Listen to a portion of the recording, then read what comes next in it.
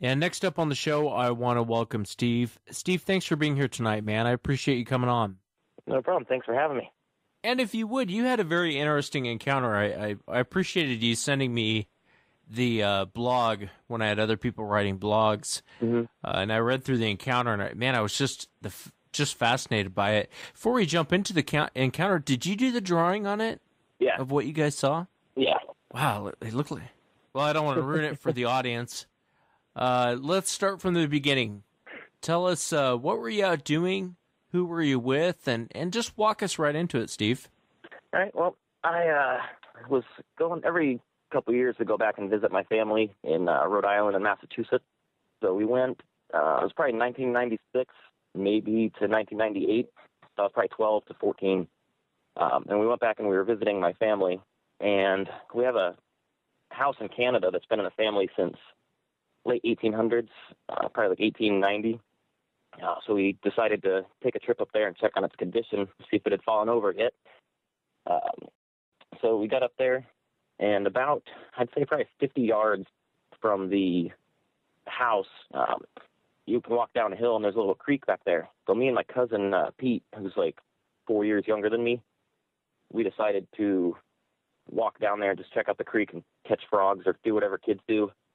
And we got probably 25 feet from the creek, and I just stopped and saw this thing sitting by the edge of the creek, and I stopped my cousin, and it just stopped me in my tracks. I couldn't even think. Like, I didn't smell anything, didn't hear anything, nothing like that, but it was like a grayish, almost white color, not much bigger than I am now, and I'm like 6'2", 200 pounds. It was probably heavier, but it looked really bony and just nasty looking. I don't know if people have ever seen that movie Congo, the gray gorillas in it, the bad guys of the movie. It looks exactly like that, except more white. It wasn't moving or anything. It looked like its hand might have been in the creek.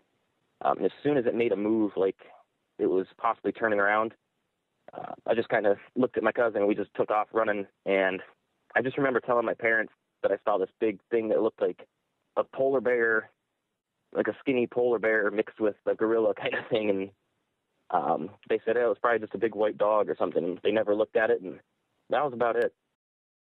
Just never went back down there that time. And I've been down a million times since and never seen anything.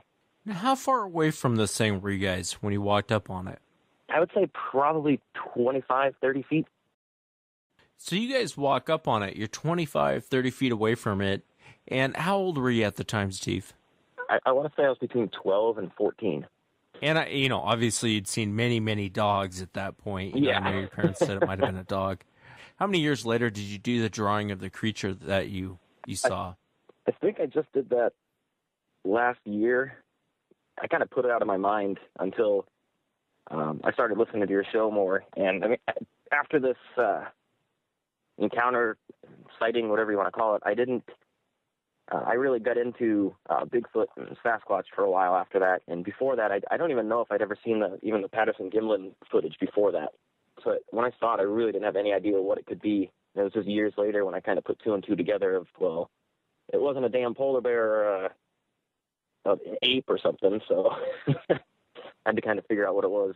Yeah, it's interesting. I'm looking at the sketch right now, and it's an interesting sketch. It kind of reminds me of like a chimpanzee. I guess when I say chimpanzee, I mean the back arm is so long, way out of proportion for a person. Yeah, and I was on Google the other day, and I typed in Congo gray apes, and this picture came up of like a model of one, and it's facing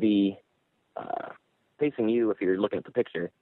And the way it's sitting and everything looks exactly like what I saw, except flipped around.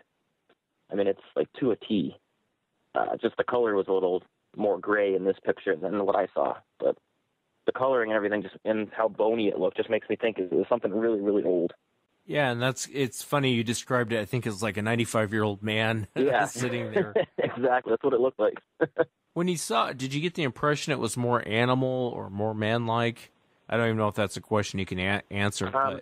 to me, it was definitely more animal-like. It was, I honestly want to say the size was like a big chimpanzee. Like I said, I'm 6'2", 200 pounds, and it was probably, when it was sitting down, it was probably 3.5, 4 feet tall, like from its butt cheeks to its head. And I don't really know how long the legs were because it was the way it was kind of crouched there. It was almost like sitting on its own heels. When you saw it, did you see its face? Did it turn towards you guys?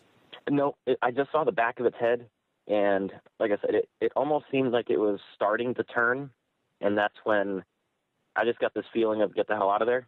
So my cousin, who was about 4 years younger than me, we just took off, and he was in front of me, and we ran up the hill. And I talked to him the other day, and he kind of remembers our parents saying, yeah, it was probably just a dog. He doesn't remember like what he saw, but he remembers seeing something, and in the discussion afterwards. Did you guys, was there anything else strange that happened around that property? I mean, have you talked to your folks since then and said, hey, listen, that wasn't a dog?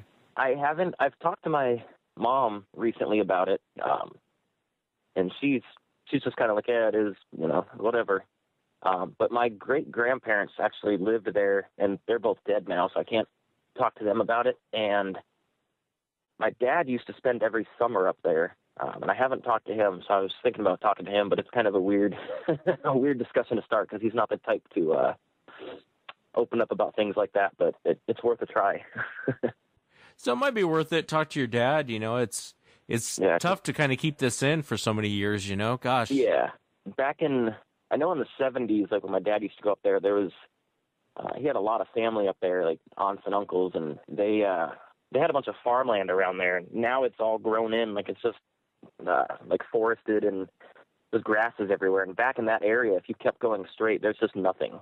But I know back in the day, I'm pretty sure it was all farmland. So I don't know if it was even possible for something to be around back then, but it's all overgrown now. So yeah, well, it's an interesting encounter, man. I'm really glad that you decided to come on and share it. And for the people listening, under this episode, I will post a picture of what Steve saw. And Steve, thanks for coming on, man. I really do. I know there's like a drinking game. Every time I say appreciate, people take a drink. But I really am, man. It's very sincere. I really do appreciate you coming on. And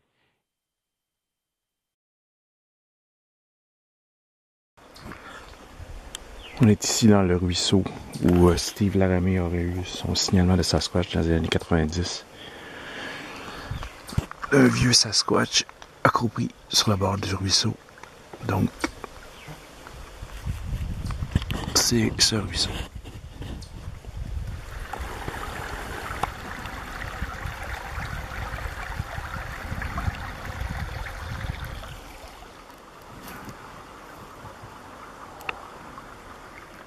On dirait qu'il y a de la truite de rivière, de la petite truite dans ce bassin.